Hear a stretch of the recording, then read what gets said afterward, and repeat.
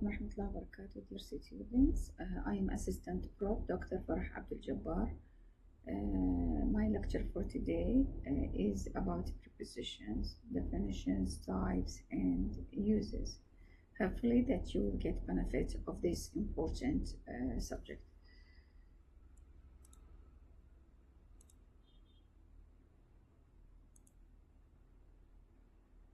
If we start with the definition, a preposition is a word or a group of words used before a noun, a pronoun, or noun phrase to show direction, time, place, location, spatial relationships, or to introduce an object. A preposition is a word used to link nouns, pronouns, or phrases of other words within a sentence. So their position is before the noun, the pronoun, or the noun phrase. Some examples of prepositions are words like in, at, on, of, and to. In English, prepositions are highly idiomatic, which means even if we have certain rules for using prepositions, there are other expressions in which prepositions are occur regardless of the rules that we have learned. In this case, it is better that you memorize the expression instead of the individual preposition use. We commonly use the prepositions to show a relationship in space or time, to make a logical relationship between two or more people, places, or things. For example, I study at the National University of Pharmacy. I'll meet you on Friday evening. He went to the university very early yesterday. A preposition generally, but not always, goes before its noun or pronoun. One of the underlying myths of English grammar is that a sentence does not end with a preposition, but also there is an exception, as in the following cases. That is something I cannot agree with. Who do you live with?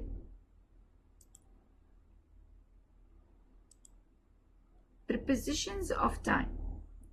A preposition of time is a preposition that allows you to discuss a specific time period, such as a date on a calendar, one of the days of the week, or the actual time something takes place. Prepositions of time are the same words or prepositions of place, but as far as usage is concerned, they are different. Let's now get to know how prepositions of time are used. First of all, we use at with specific times. For example, hour or minutes. I get up at 7 a.m. At 7 a.m. This is hour. Or minutes. So secondly, we use at for a holiday period of 2 or more days. For example, do you normally get together with your relatives at Christmas? We don't say in Christmas. Did you eat a lot of chocolate at Easter? Notice the use of prepositions of time at in the following standard expressions. There is no specific rule here. At is used with night, midnight, noon, weekend, same time, present.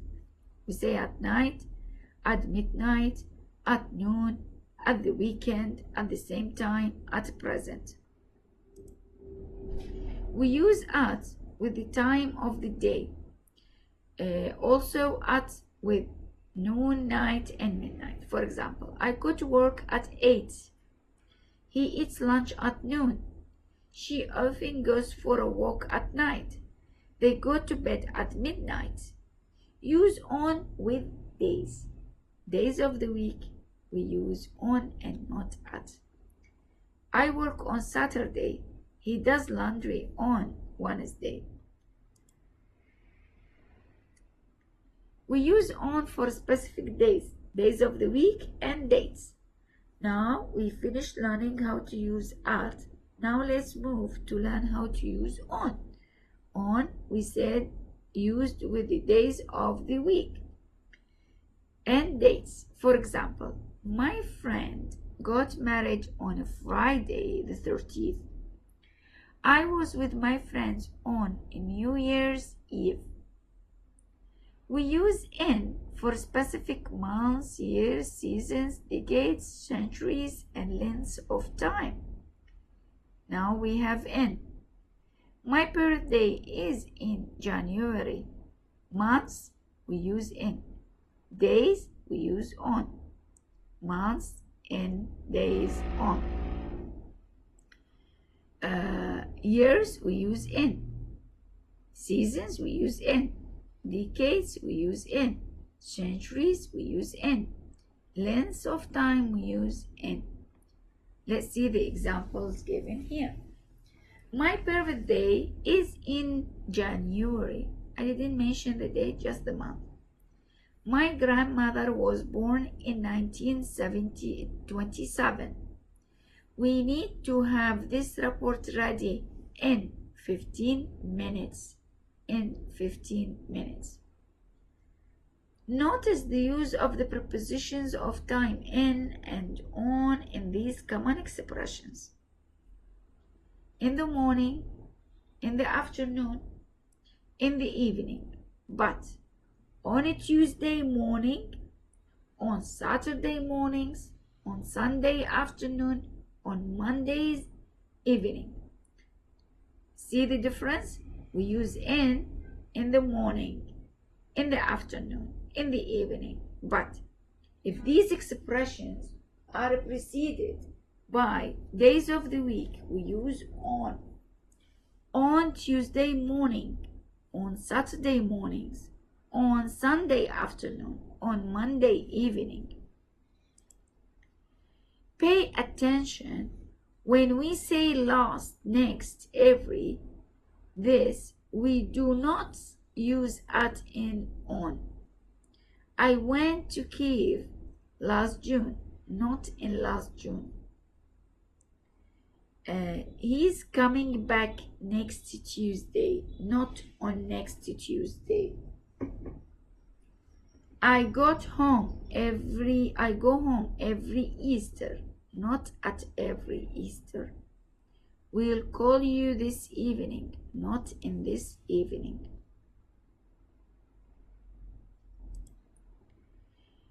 To refer to extended time, use the prepositions since, for, by, during, from, to, from, until, with, and within. For example, he will be in Toronto for 3 weeks. He will be in Toronto for 3 weeks, which means he will spend 3 weeks in Toronto. He works part-time during the summer. For the period of time throughout summer, he works. I will collect data from January to June, starting in January and ending in June. She will graduate within 2 years, no longer than 2 years, no longer than 2 years. Prepositions of direction. To refer to a direction, use the prepositions to, in, into, on, and onto. She drove to the store. She drove to the store. Don't ring the doorbell. Don't ring the doorbell. Come right in or into the house. In, we can say in or to the house. Drive on the grass and park the car there. Drive to the grass and park the car there. Prepositions of spatial relationships. To refer to a spatial relationship, use the prepositions given below. Above, across, ahead of, along, among, around, behind, below, beneath, beside, between, from, in front of, inside, near, of, out of, though, toward, under, and within. These prepositions are used for spatial relationships. Spatial relationships means space, place. Spatial relationships means places. The post office is across the street from the grocery store.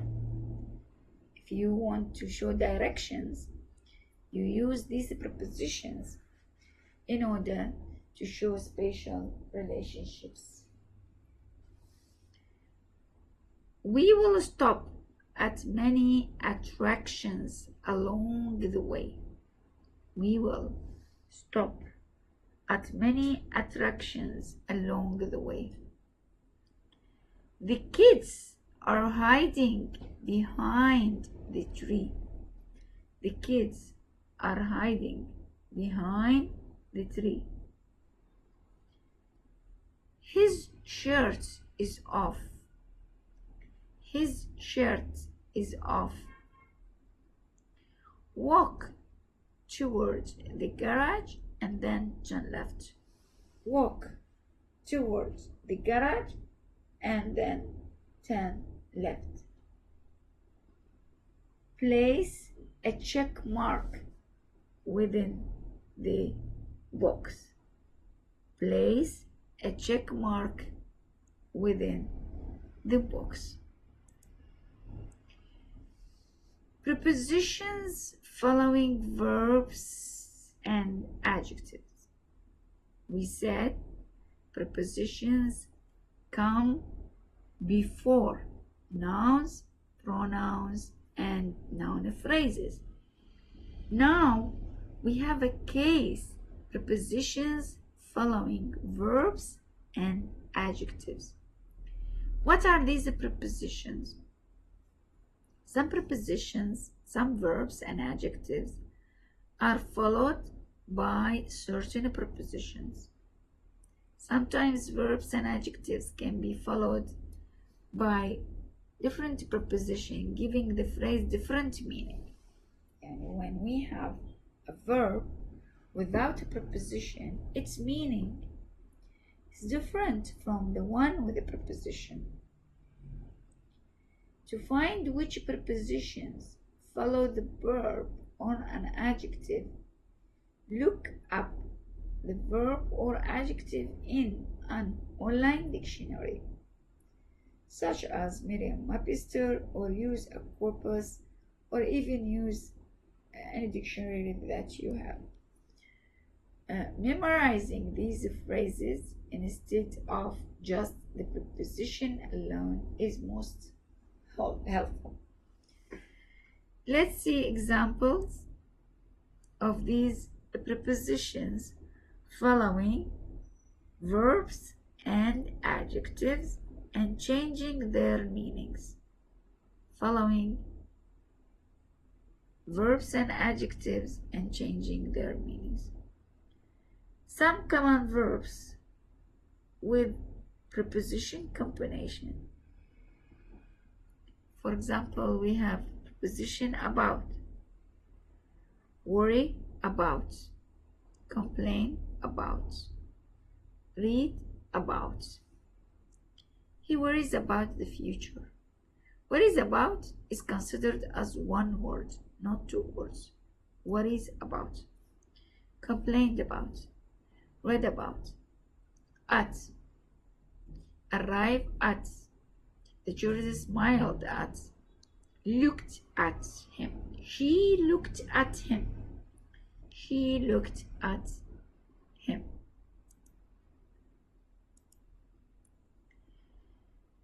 We have, for example, from, differ from, sever from, for, account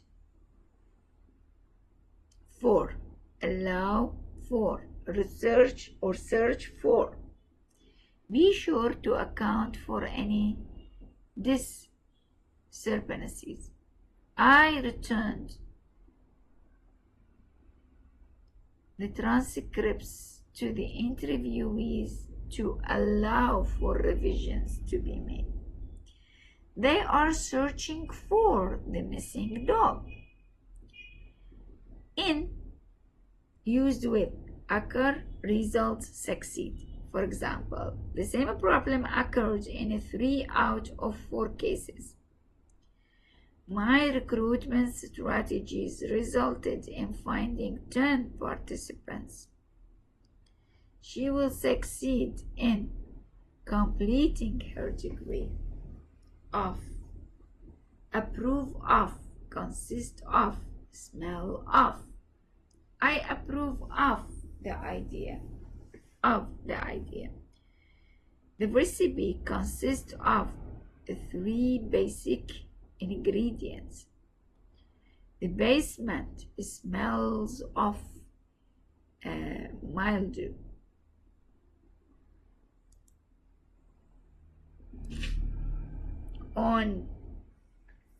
We will have more examples on using prepositions with verbs and adjectives changing their meaning, giving them a different meaning. On, concentrate on, depend on, insist on. He is concentrating on his work. They depend on each other. I must insist on following this rule. 2. Belong, contribute, lead, refer. Bears belong to the family of mammals. With, disagree, agree, argue, deal. We say, I agree or disagree with you. They will deal with the situation. Although verb preposition combinations appear similar to phrasal verbs, the verb and the particle, in this case the preposition, in these combinations cannot be separated like phrasal verbs. For example, we have more explanations about this. Ending a sentence with a preposition. Though we said in English grammar, a sentence rarely ends with a preposition, but this sometimes happens. How? At one time, schools taught students that a sentence should never end with a preposition. This rule is associated with Latin grammar, and while many aspects of Latin have made their way into English, there are times when following this particular grammar rule creates unclear or awkward sentence structures, since the purpose of writing is to clearly communicate your ideas. It is acceptable to end a sentence with a preposition. For example, the car had not been paid for. Ends with a preposition, but is still acceptable. We said that in English, such a rule is not very much acceptable, like having a preposition at the end of the sentence. But sometimes it's okay if it's used. Unclear, for example, revision. Paid for the car had not been. This will be unclear sentence. So it's better to say the car had been paid for. I would like to know where she comes from. This is okay, because if you put it in a different way, it will be unclear. However, in academic writing, you may decide that it is worth revising your sentences and avoid ending a sentence with a preposition. As for example, my research will focus on the community the students lived in. If we want to revise the sentence, my research will focus on the community in which the student lived. See, we removed in from the end to the middle of the sentence. Prepositions, phrases, and wordiness, with the pronouns, too many prepositional phrases can create wordiness in a sentence. For example, the author chose the mixed method designed to explain that the purpose of the study was to explore the leadership qualities of the principals in the schools as a means to gauge teacher satisfaction in the first year of teaching. You see, many prepositions are used in this sentence.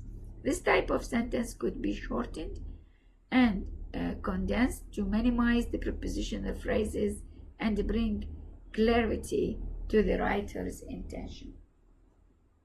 For example, the author chose the mixed method designed to explore the participants' leadership qualities and their impact on first-year student satisfaction. Both cases, the sentence can be clear, but sometimes using too many prepositional phrases is not preferred, or you might use it when you do a paraphrasing of something. You can use prepositional phrases, or you can minimize using them. By this, I end my lecture. I wish that you made benefit of it. Thank you very much for joining me in this simple presentation of prepositions, their definitions and types.